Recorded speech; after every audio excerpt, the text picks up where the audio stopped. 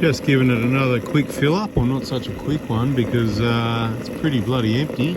We're at the Ampol, getting the premium diesel for $1.98.9 less 6 cents at the moment on the Toyota app. If you have a look at the video, that just started going into the other tank.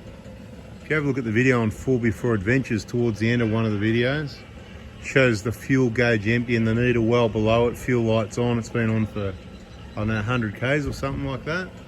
And like always, we'll just see what it actually really takes. We're getting there. And I'll work out the fuel economy, sitting on speed, non-stop, engine hasn't been switched off, 12-hour shift, 8:15 Melbourne time, so 5:15 Perth time. But to keep it simple, 8:15 Melbourne time to 8:15 Melbourne time, 12-hour shift, 1330 Ks. This is how many litres it's going to take at a good 110, let's say. What does good 110 mean? Well, when you've got worn out tyres and your speedo's out from factory anyway, it needs to be closer to 120 to be doing 110. And then you've got a bit of overtaking, maybe where you go a bit quicker to keep it safe and things like that. So ballpark numbers.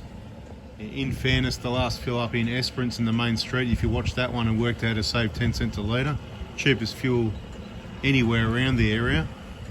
I gave it a fair overfill because I knew I was going to do this run and I was going to get low on fuel. But in this case, once again, run it that low and the first click, still only 168 litres, 12 to spare. I don't need to over click it this time, so I'm going to leave it at that 169.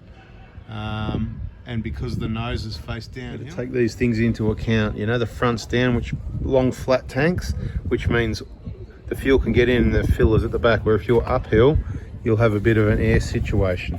There it is, all filled up.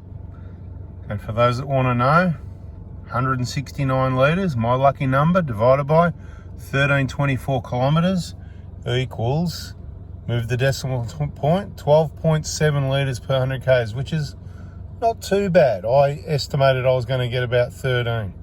Anyway, bada bing, bada boom, that's what you get over a long trip with a 120, 180 litre tank. Move it along. Thank you. Catch you in the next one. Actually, 12.7 litres per 100 Ks is really good. It's backed off a bit now, but we've had a crazy headwind, about 40 Ks an hour. So when you consider the headwind, quite gusty from the side as well, bloody beautiful.